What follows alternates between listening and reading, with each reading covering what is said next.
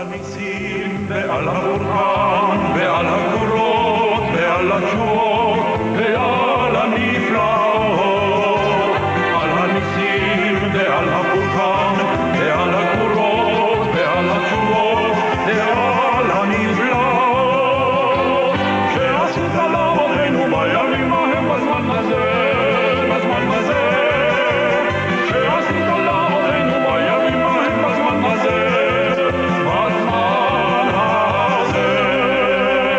Welcome to Jewish Life, a program presented in cooperation with the Jewish Community Relations Council of New York. I'm your host, Stewart Ain. Every week, we present programs of particular interest to the Jewish community.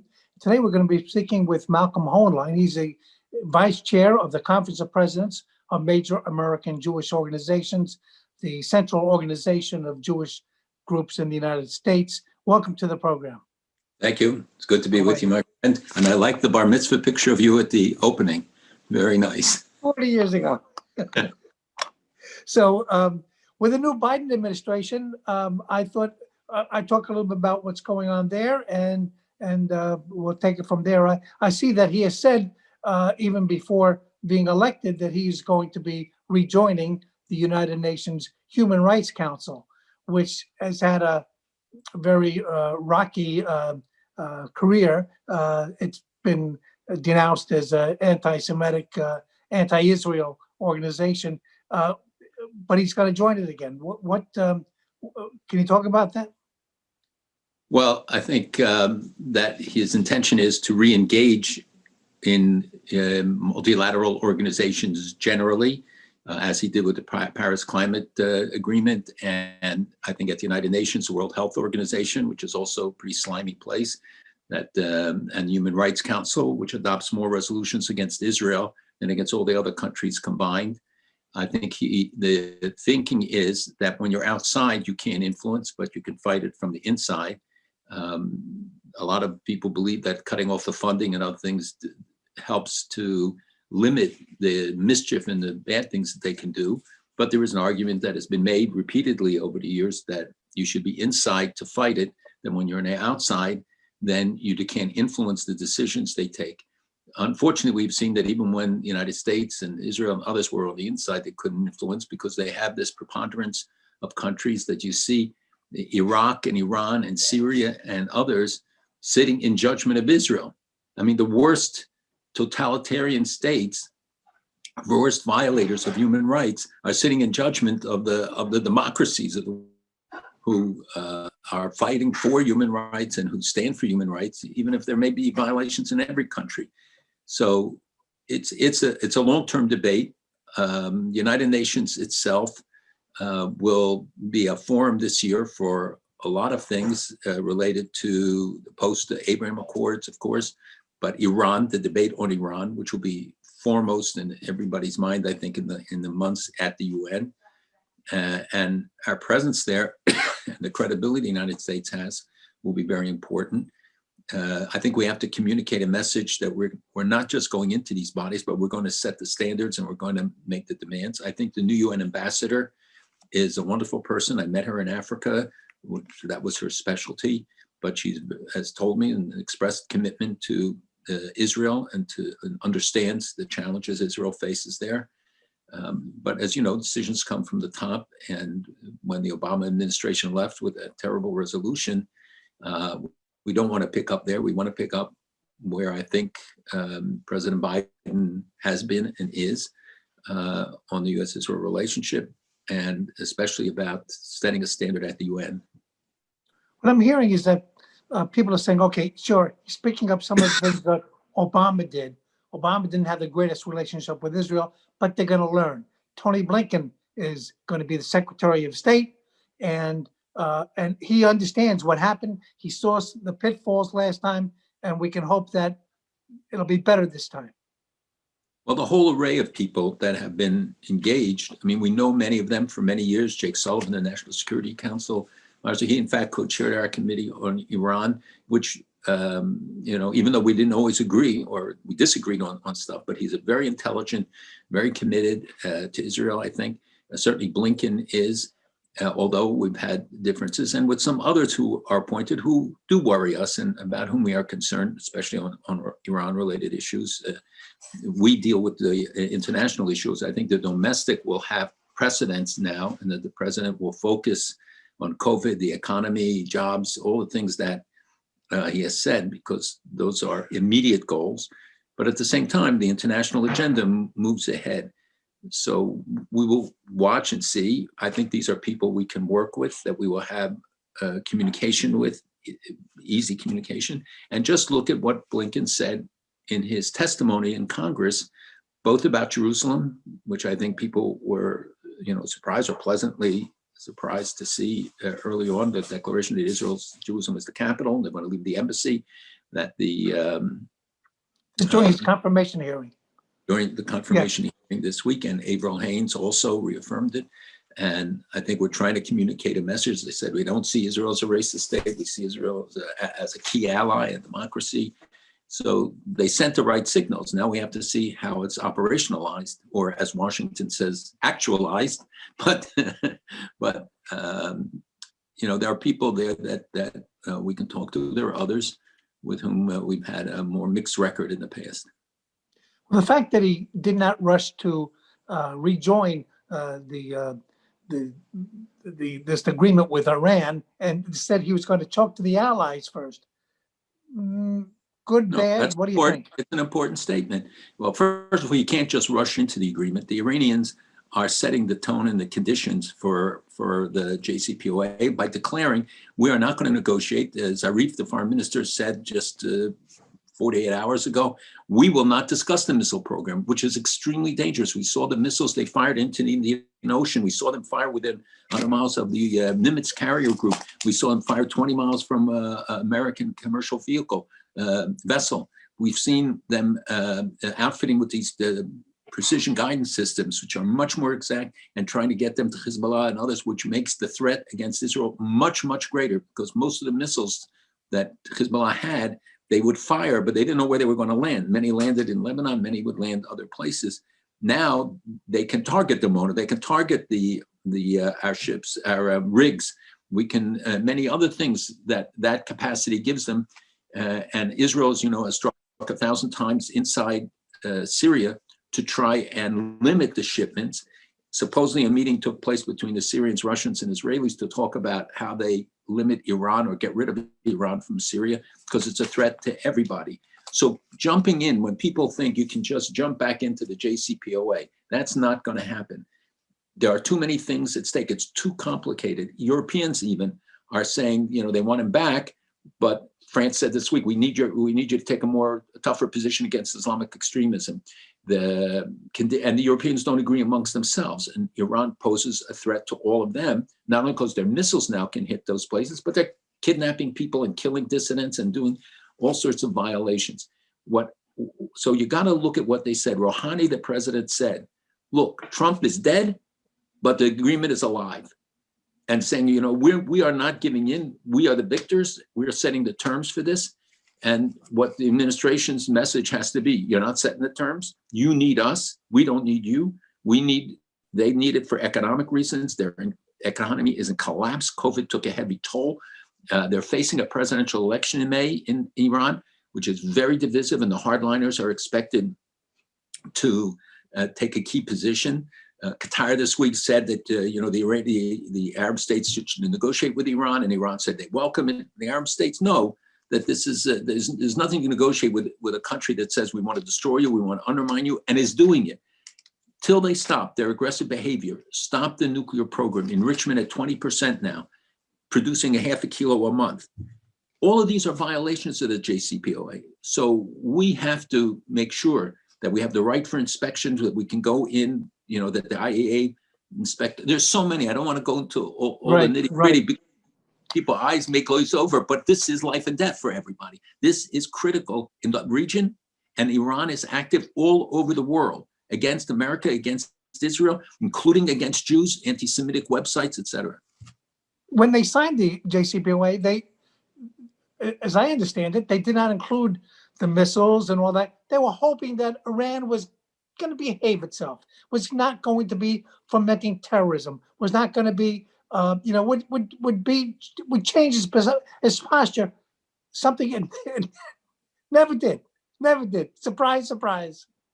No, this is the naivete sometimes of negotiating with countries. Like I negotiated with the Iranians, you may recall, over the Iran 13. You remember when they were arrested, and we took over the coordination of all the efforts around the world.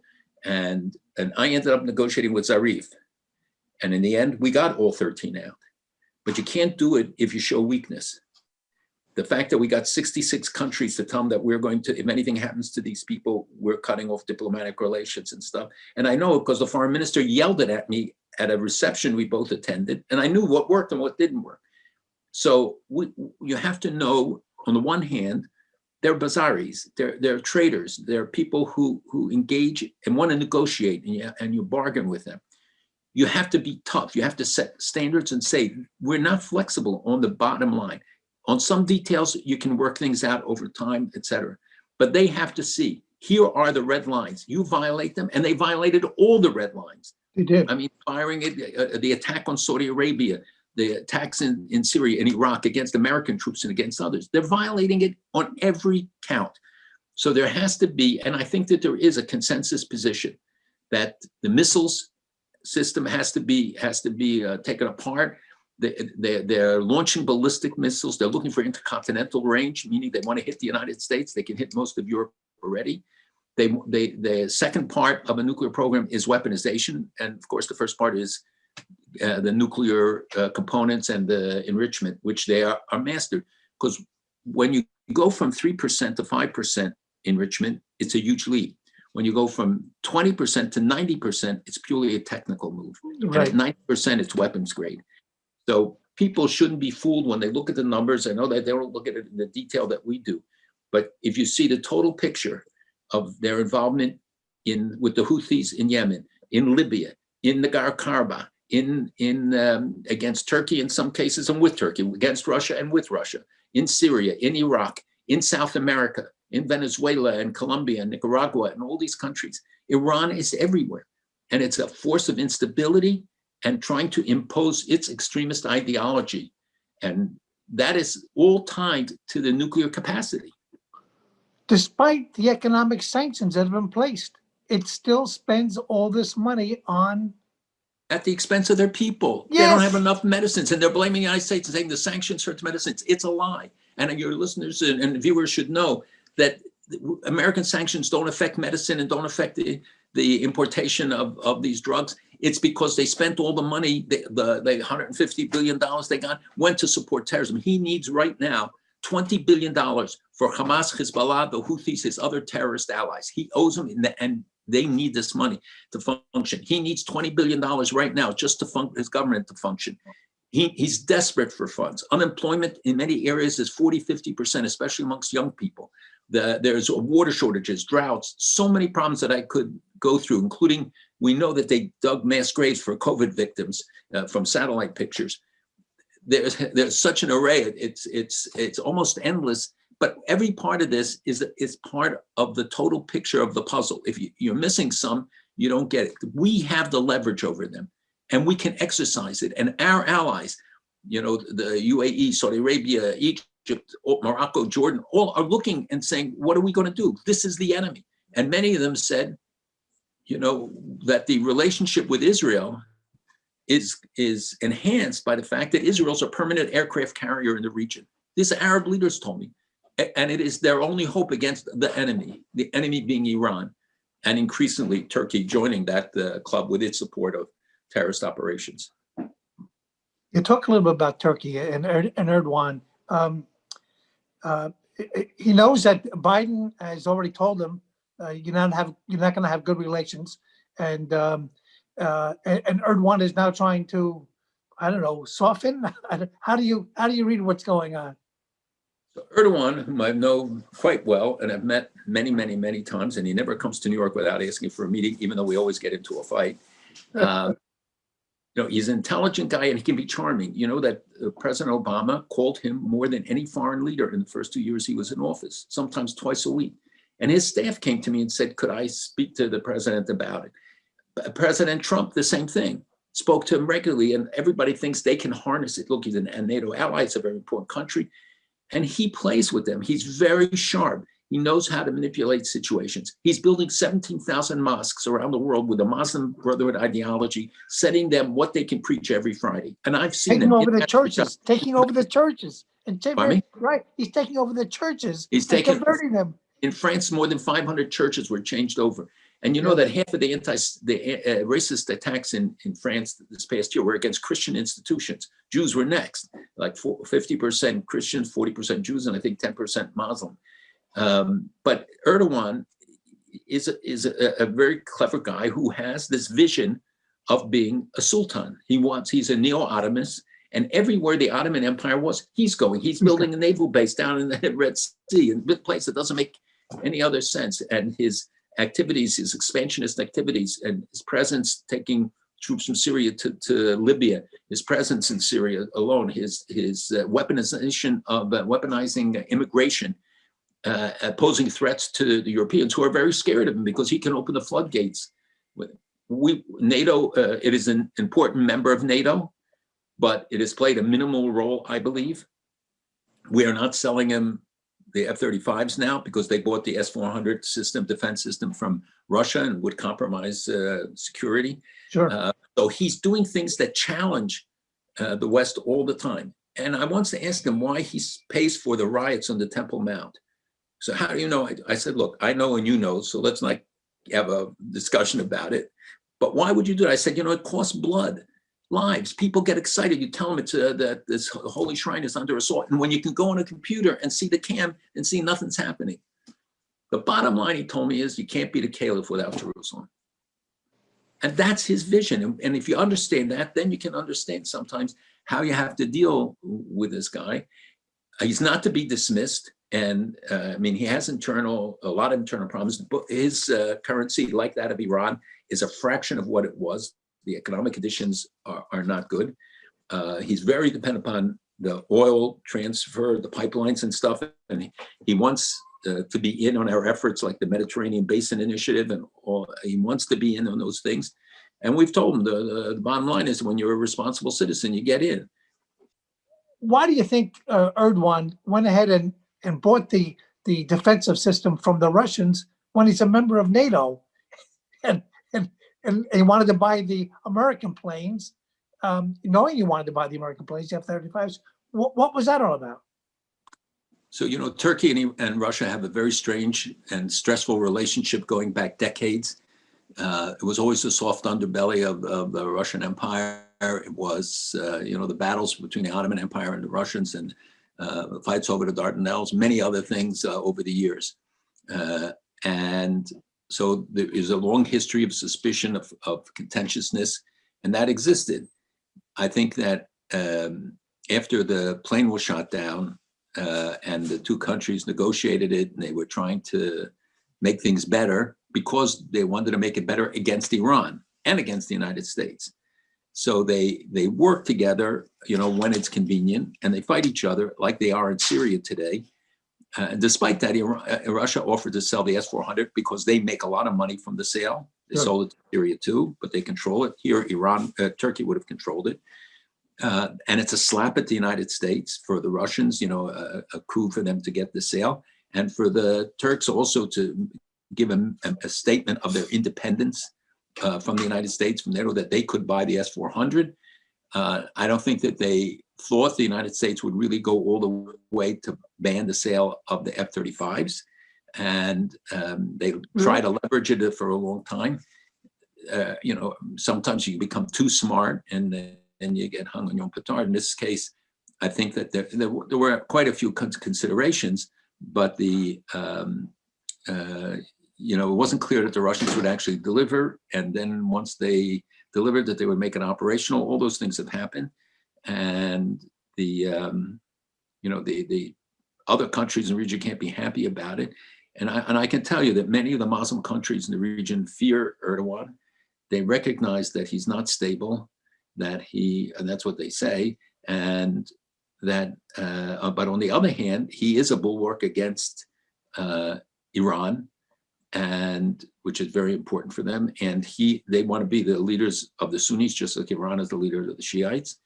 And yet, in the case of Azerbaijan versus Armenia, on the Nagorno-Karabakh, they went with a Shiite country, a very good Shiite country, a moderate Muslim country, Azerbaijan, in this very complicated battle where you had Iran sitting on the border and Russia involved and Turkey involved and Israel a little bit involved. And Israel involved, yes. Little, buying some weapons. Totally. But they're close. Remember, Azerbaijan has been a great ally for Israel. They have a Jewish community that's lived there for 2,600 years, never experienced anti-Semitism. There's a new kosher restaurant just opened in Baku, beautiful one, big one. I had the privilege of going there. I've met many times with Aliyev, and when they did the World Conference of Religious Leaders, they invited us to come, and they put us, myself and the chief rabbi of Israel, Rabbi Amar, on two of the key seats near the president. With all these Muslim leaders were told, you go in the back. And when they took the group picture, he called us to come and stand there. And like literally the head Muslim leaders of many countries were told, you go on the second level, the third level. He has very openly and demonstratively been associated with us, with Israel.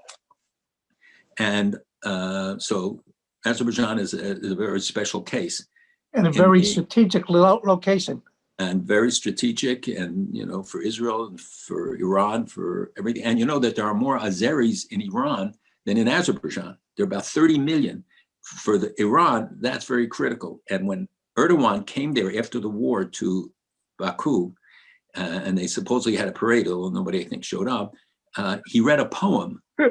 But it's very significant because the poem was about the eastern province, Azeri province in Iran. And he did it in Azerbaijan. That's politically so sensitive. It's like a fuse and dynamite.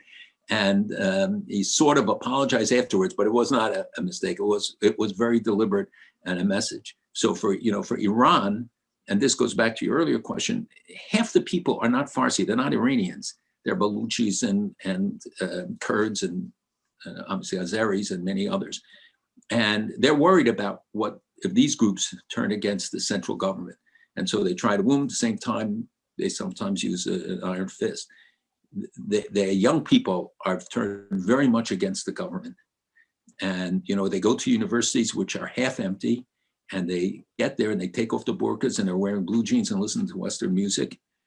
I keep in touch with a lot of the dissidents periodically through friends who are there.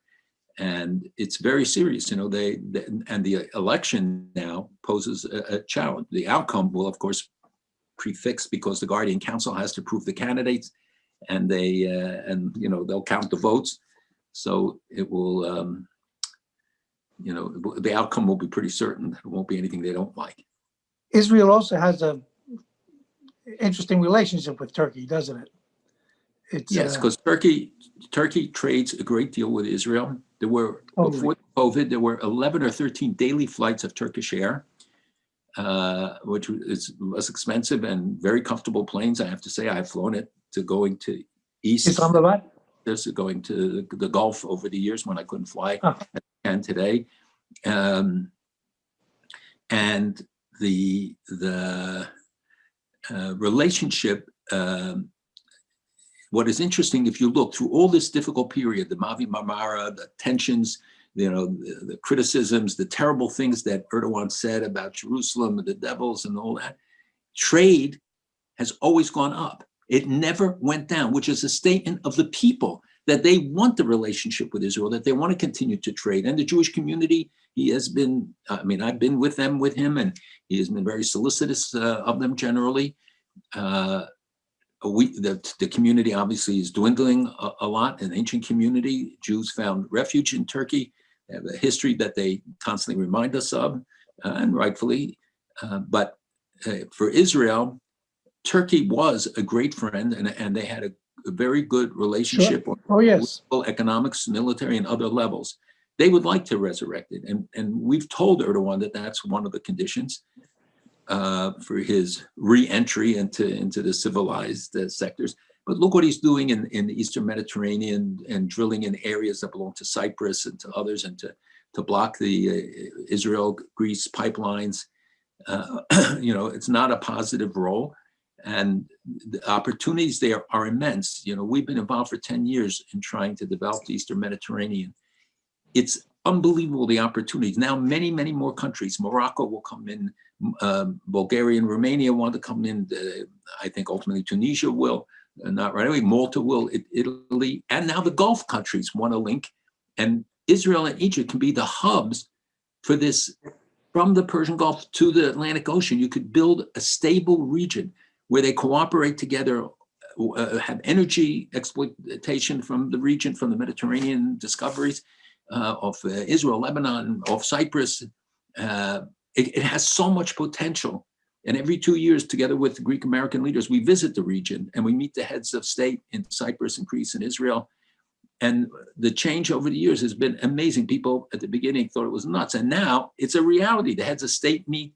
There's so much going on between them and so much more potential to deal with terrorism, to deal with extremism, to deal with trade, to deal with tourism. Imagine just having ships going around on tourists, being able to visit Arab countries, Israel, Egypt, the Gulf. It's limitless. In the 3 minutes we have left, what about Israel and Lebanon? They're trying to negotiate with the oil wells there, and what's going to happen there?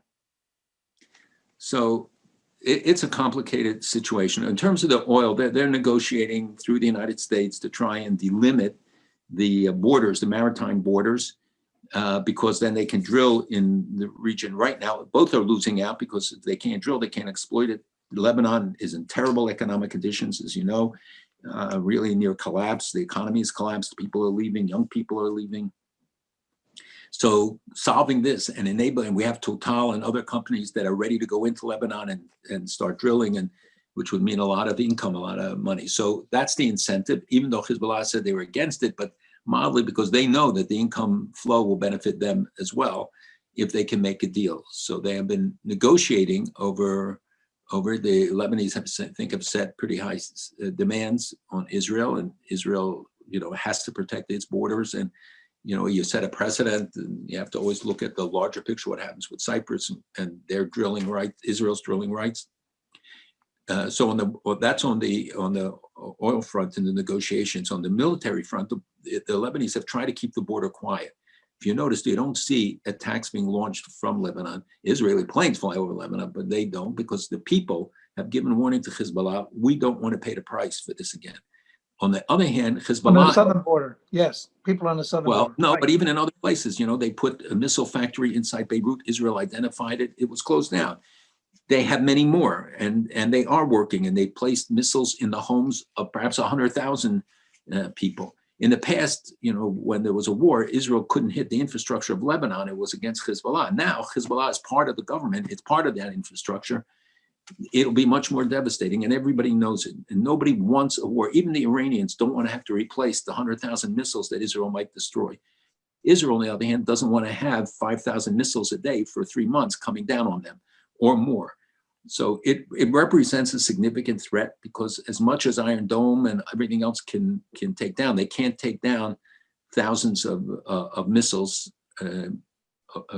consistently, and it's very expensive to do it. So Israel would have to go in and root it out. And unfortunately, in many homes, they have a living room, dining room, and a missile room.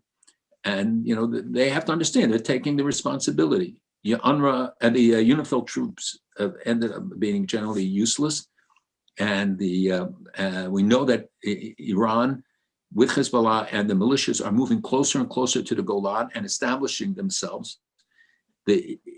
From Lebanon, they have tried through the tunnels, and if you have to visit it, Stewart, to understand, these things are like 4 stories high, and they go this way so that it's hard to find. Usually a tunnel goes across. Here they had to drill, and you had to hit it, and they couldn't understand why they were hitting it twice. It's because, and I went all the way down in it. It's not believable how sophisticated the infrastructure is. And then, so they try underground. There were 10 tunnels. They at a huge cost, all of which have been caught. They tried overground. They placed bombs and IEDs and all sorts of things, and try to penetrate the border. And they've shot rockets and missiles across the border. So they're trying on, off, and above ground all the time. to penetrate. But Iran wants to be in a position where they can strike across the border, whether in a lightning raid and kidnap people or kill people, and soldiers as well, but civilians too. You know, the Trump administration negotiated these Abraham Accords with a number of between Israel and a number of the countries and the Arab countries surrounding it. And that's people saying if there's any singular achievement, I guess, of the Trump administration, that's certainly among them. Can you talk about that, and what would you expect the Biden administration to do? Could he continue in that vein? So it's good to be with you again. This is a landmark achievement. No one can diminish it. There was a lot of groundwork done before the Trump administration, but certainly by the Trump administration, by others in supporting it, and certainly the courage of some of the Arab leaders to join in the UAE, Bahrain. Hopefully the Saudis will come around to it. You know, I started, and you know, because you covered some of it, 20 years ago, I took the president's conference, a small delegation to Qatar. And I had been in touch with the emir, and we came there and we paved the way then for Shimon Peres to visit and set up the Israel Interest Office, which functioned for a number of years until there were changes in Qatar itself.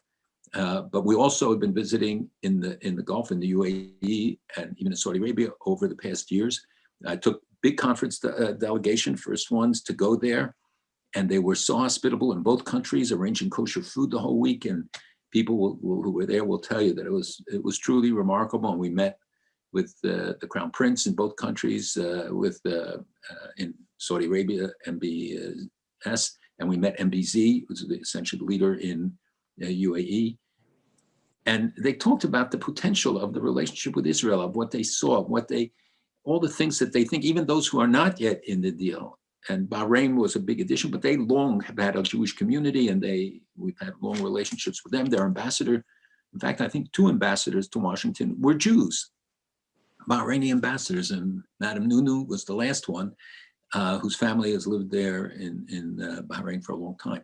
And you know, there's a long history that people don't know. In the Straits of Hormuz, which is the most critical waterway on the island of Hormuz, in the Middle Ages, there were about 200, I think, families, 200 to 300 families, Jewish families, living there because it was the trade route from Europe to the Far East, and all of the traders with pearls, with other things, and they lived there. And just recently, somebody found the grave of a Jewish trader inside UAE because he died en route.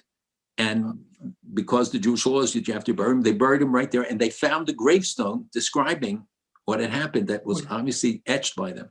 So there's a long history of Jews, certainly in Bahrain. And the Saudis told us that they believe Moses came after Mount Sinai, came through Saudi Arabia on his way to Israel.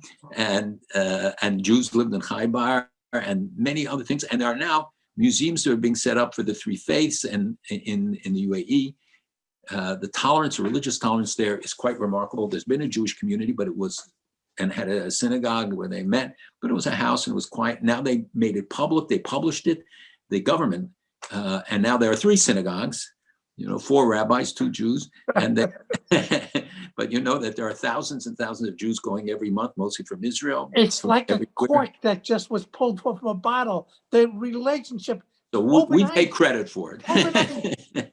Because we set up, for our visit, they set up Kosher Arabia, which was set up by a young Jewish family that is living there, who really ran the synagogue and who are very Ross Creole, doing amazing things. And they, some of the hotels have now designated there has to be kosher items on their room service menu with hashgacha, the supervision. I mean, amazing things. And you see the tens of thousands, the weddings that have taken place, Jewish weddings. And people walk on the street with a yarmulke. You can't in Paris and London, but you can in Baku, but also in Abu Dhabi and in and Dubai. They kashered one of the biggest clubs, restaurants, right in the center where the big shopping center is, and that tallest building in the world. And at 20 people there all day working with the rabbi and kasher. So we would have a dinner there. Wow. during our visit. So they're very accommodating. They have a Minister of Religious Affairs, and they talk about the Abraham tradition. So this has deep cultural roots. They talk about the Abraham tradition, really, about welcoming? Really? But that's why Oh. they're building a place that will have a church, a mosque, and a synagogue as part of that Abrahamic tradition. And I mean, obviously there are Muslim countries in UAE, not as religious. In Saudi Arabia, there are many more religious people. And of course, Mecca and Medina are there. Bahrain is more liberal, I think, but it's Shiite. They all face the challenge of Iranians. Iranians are very active in Dubai, doing trade, doing business, but also smuggling and security operations, etc. So the Abraham Accords, I think, are a turning point. I don't think you can go back on them. I think you're going to see more. We know there were more countries in the pipeline. That will freeze for now. They will want to see where the Biden administration, what pressures come, what benefits they derive, because there's a cost. There's a domestic opposition whenever a deal. In UAE, not. In Egypt, you see still that it's not a piece of the people, and no matter Morocco what he's also. done. No, Morocco, well, I'll come do that in a minute, but Egypt, because you're right, but Egypt has changed the textbooks. Saudi Arabia has changed their textbooks about the references to Israelis and Jews. Bahrain accepted the IRA definition. Morocco accepted the International Holocaust Remembrance definition of anti-Semitism, which is very important. Sisi has taken some really important steps in this regard and has rebuilt some of the Jewish institutions. And when we visited, we had a kosher tour down the Nile that he arranged. Is very respectful and feels a real kinship to the Jewish community. And there is still a few Jews left there, but they are now rediscovering their Jewish roots. This is true in other countries as well. Morocco doesn't have to rediscover because it's always been there, but the king has been amazing. You know, they fixed up several hundred Jewish cemeteries, all of them, under the leadership of Serge Verdugo, Minister Verdugo, or ambassador, I guess he was. And they whitewashed all of them. They cleaned them all up. You go, I visited them. I visited dozens of them, and it's unbelievable. You know, many great rabbis, many great personalities are buried in these graves.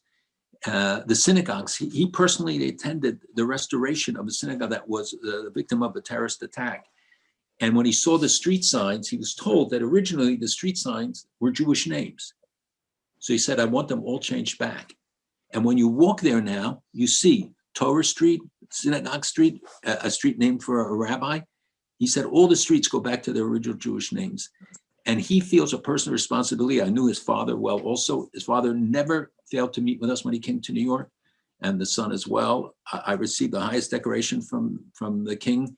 And I told him, you know, I wear a yarmulke, and the Muslim Brotherhood were all there at the ceremony. And he said, you do what you do to wear my yarmulke. And he stuck on his hand and shook hands with me, which he didn't do to anybody else.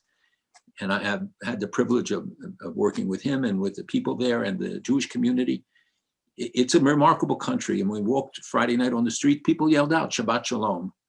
Now, that is not to say that there isn't animosity. There aren't problems. There are. Egypt, it's very high numbers in most of the countries, but it's diminishing. In Saudi Arabia, for instance, almost half the people support the Abraham Accords, which is a huge leap for them. In Morocco, you know, the issue of Palestinian issues, it depends. People, you know, will always pledge fealty to it.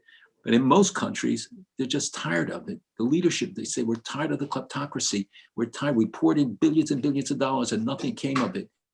And one leader said, you know, if you ask my people, name the top 50 issues, it would hardly get on the list, the Palestinian conflict, because they're tired. They feel that they have been dragged down. And now they're saying, we're busting out. We're going to go with Israel. We're going to modernize. We're going to use their technology. And at the same time, they say, we want a deal with the Palestinians. It is an obstacle. But they're saying, no more, we're going to be held hostage to it. And so the road to Washington is not Ramallah anymore. You know, it's the Mediterranean Sea, and whether it will be Jerusalem or not, again or not, we don't know. But it's clear that for many of them, the advantage of a relationship with Israel. And as one said to me, you know, we found out that Israel is not the source of instability, it's the source of stability in the Middle East for us. Interesting. Talk about the anti-Semitism. As you say, in these countries, it seems to be, it's not as much. And yet you go to some of the European countries, there was a survey that came out recently showed that 45% of the population in UK holds anti-Semitic views. What is that all about? So first about anti-Semitism is still rampant in the Middle East. It's been inculcated for all of these years, so it's very hard to extract it. The changing the textbooks is vital. UNRWA, unfortunately, still has not changed their textbooks that the Palestinian kids use, but we've been pressing them hard on it, and hopefully gradual change.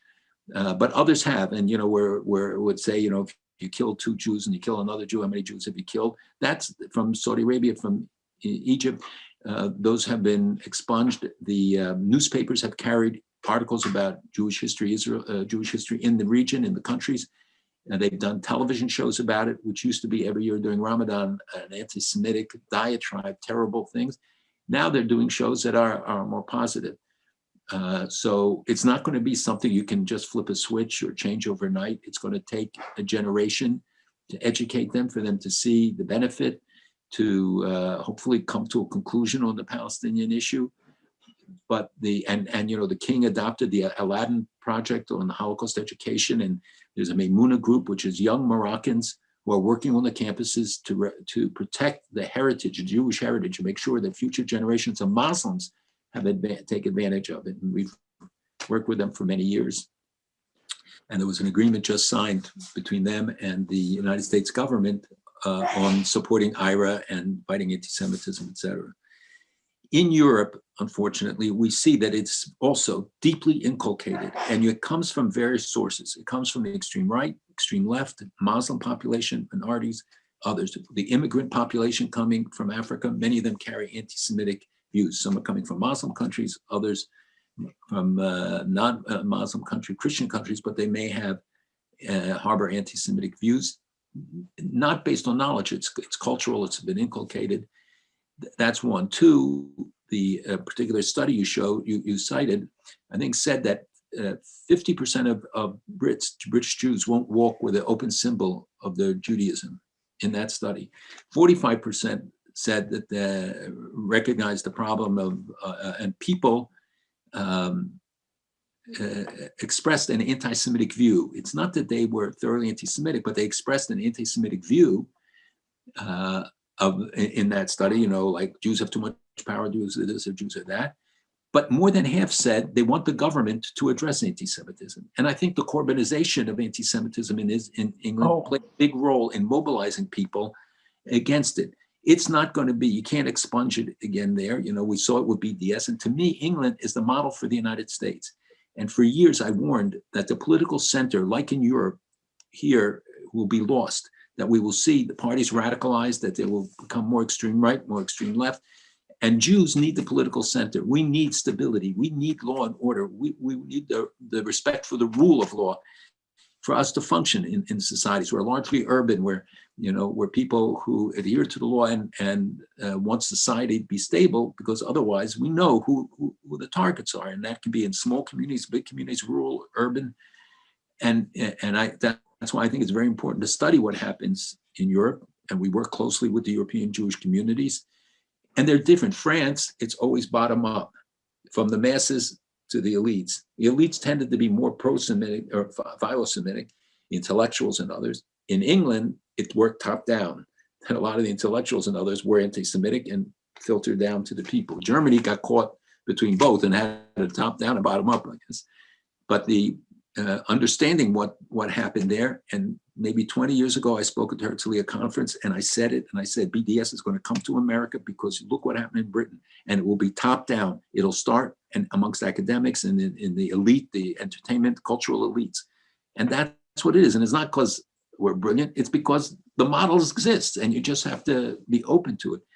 And the divisions we see in Europe, the efforts to cut shechita, to cut ritual slaughter in Belgium, and the court ruling substantiate as essentially upholding it. Now it's a Europe-wide threat for us.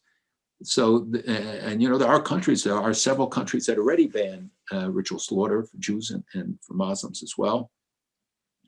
And there are many places where you cannot walk openly with a yarmulke in the streets and not fear retribution. Jews have been killed. You remember Mrs. Khalimi, and now the guy got off because they say he smoked marijuana and he walked away, even though he yelled Allah Akbar and he harassed her, he beat her, all the things that he did.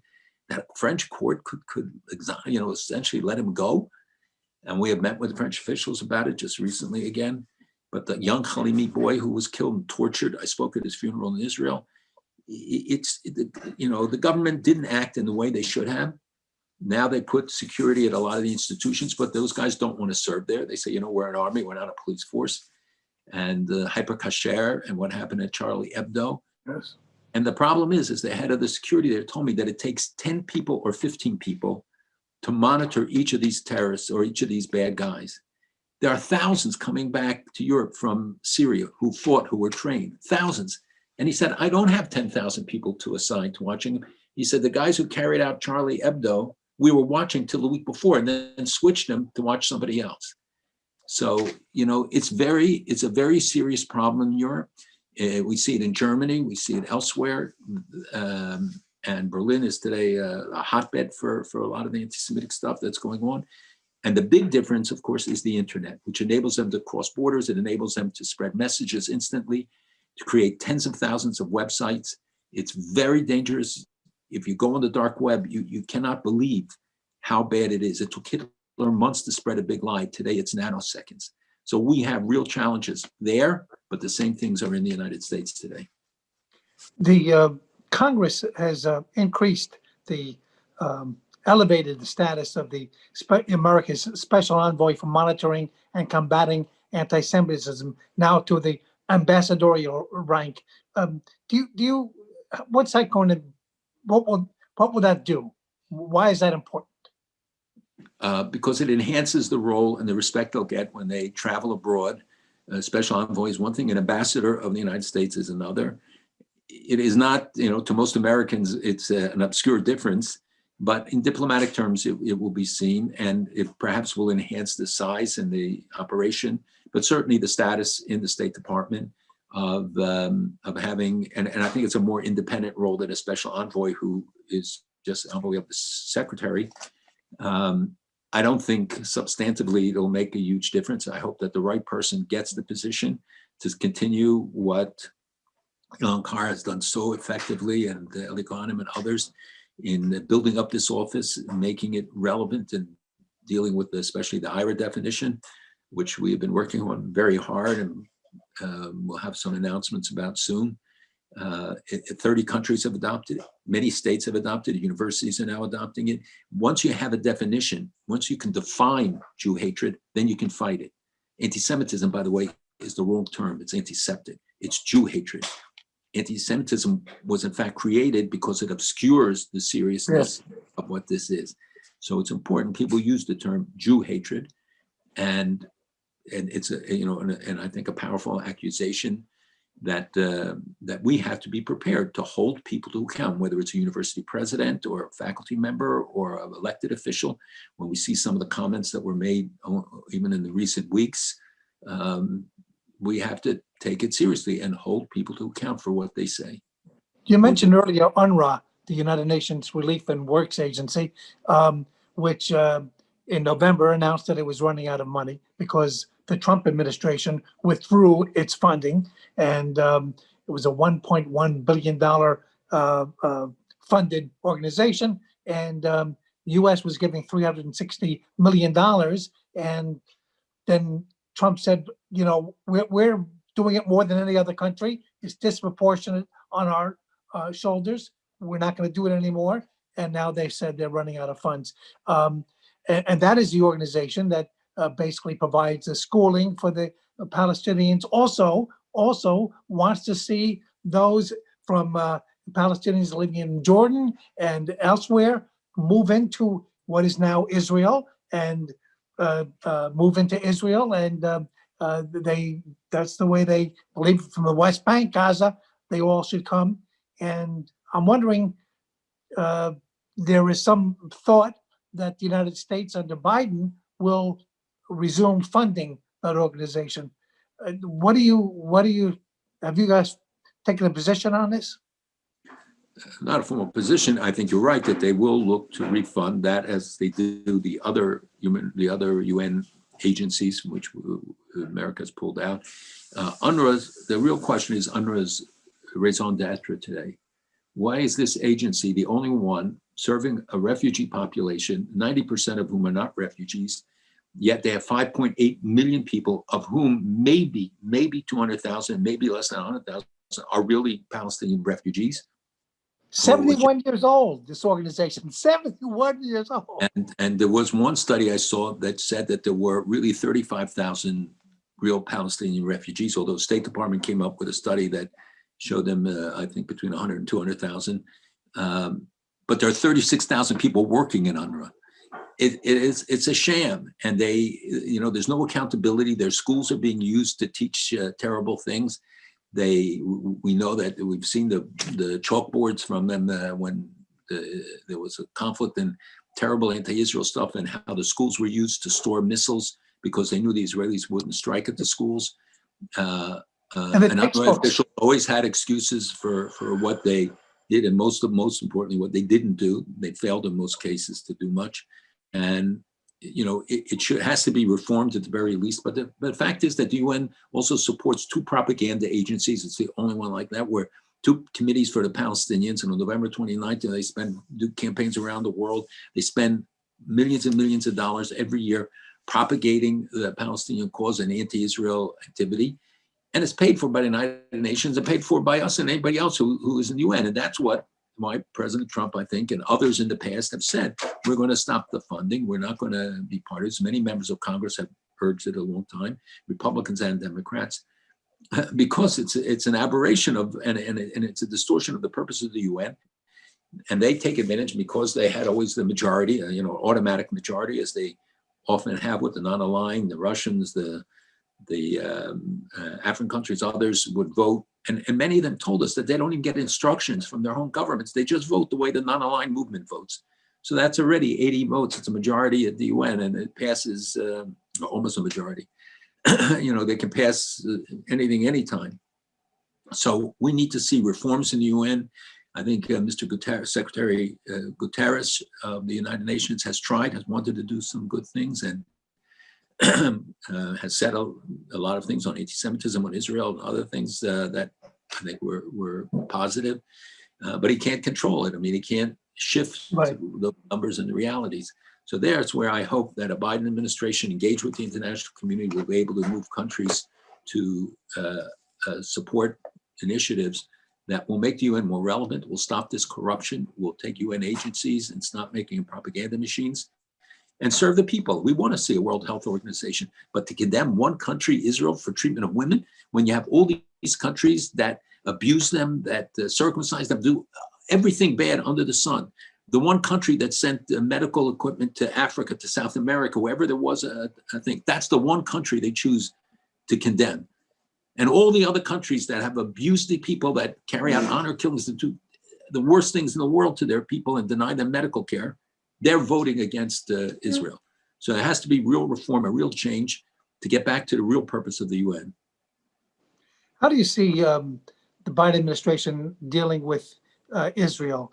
As I said earlier, perhaps in another program, we talked about the Obama administration and a little rocky between the two countries. It was a little rocky. And some of the blame goes for Israel, and it was not just on one side. But how do you see this relationship? Biden certainly knows Israel.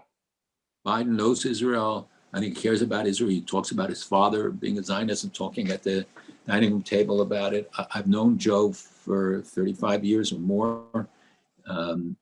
When he was chairman of foreign relations, he did many things. He visited Israel. He had a good relationship. I mean, there were tensions. There were times that people keep citing, but you have to look at his overall record. And as vice president, I think he was supportive and tried to heal some of the wounds that existed during the previous administration. And I don't think anybody can question, what his feelings are. The question is about the people around him and the people who are working for them, and that the president can't control even the best and the most pro-Israel, and I think he ranks amongst the pro-Israel presidents, that can't control. They don't see the day-to-day. They're so overwhelmed with everything that they have. So We have to make sure and that our voices are heard, Jewish and non-Jewish voices, to make sure that America's security, whether it's the internal issues or the external issues, we don't want to see it become exploited by political extremes on either side.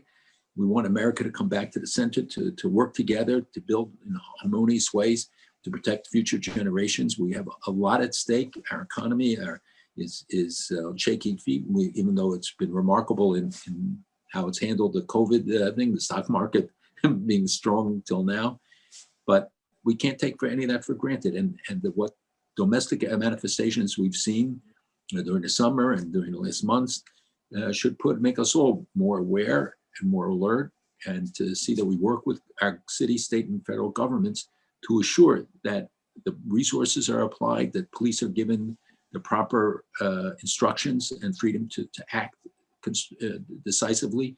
If they're afraid to go out, or if they feel demoralized, or if they, you want to call a social worker when you're facing a crisis, you're not going to do it. And I'm very active in my local community, and I see it. I see the problem every day. So I think that the president will try to strike a positive tone with Israel and move ahead. I think he will reestablish relations with the Palestinians, and let's see whether they're willing to move now. They're facing an election in June, July, August. I think there are 3 elections, presidential, national council, and leadership council. So that will give them an excuse not to do stuff. But I think America has to demand that they move ahead, sit down with Israel and negotiate. Otherwise, don't complain. Right, right. How do you see the American Jewish community reacting to Israel? It just seemed to be a split on the non-Orthodox community. I'm hearing that Birthright is having problems. It's a free trip to Israel, and that the numbers are way down. Well, I think that's COVID and a lot of other factors that come into play. Before even COVID. Yeah. Huh? Yeah, but it's true when you're saying that the numbers are amazing what they've done, but you can't ignore kids the first 2 to 18 years of their lives and then expect Birthright to make them pro-Israel and stuff. We have to start with programs. The Catholic Church says, give me a kid till he's 6, you can have him the rest of their lives. We have to start educating. They see on television news coverage, negative news coverage of Israel, hostile remarks about Israel, unfounded, but a young person doesn't know, a kid 10, 12, 15, they don't know. So we have to do much more to educate younger, and they're making decisions younger, maturing in their views younger. Whether the views are mature or not is a different story, but taking more views. And I think that overall, there's hopeful signs, because as we see in every study, as people get older, they become more pro-Israel in the Jewish community. Yes.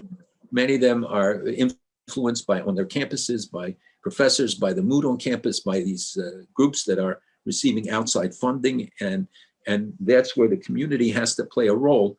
And the lawsuits that have been brought have made a difference to protect the rights of Jewish students. We have to do more to assure that universities are cognizant and held to account under Title VI, which was remarkable under the administration when they held universities to account. The Lawfare Project filed a suit against San Francisco State, which is really a model.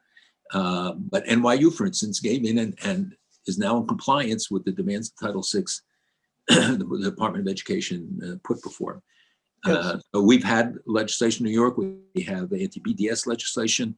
We have in about 30 some states anti-BDS legislation. We have to do more of it. We have to protect the rights of students, of Jewish students. We have to be locus parentis, that where they are alone, that we be there for them. Thanks so much, Marco Hoenlein. He's the vice chair of the Conference of Presidents of Major American Jewish Organizations. Thanks so much. Until Always next week, with you. have a good one. Thanks so much. Bye-bye.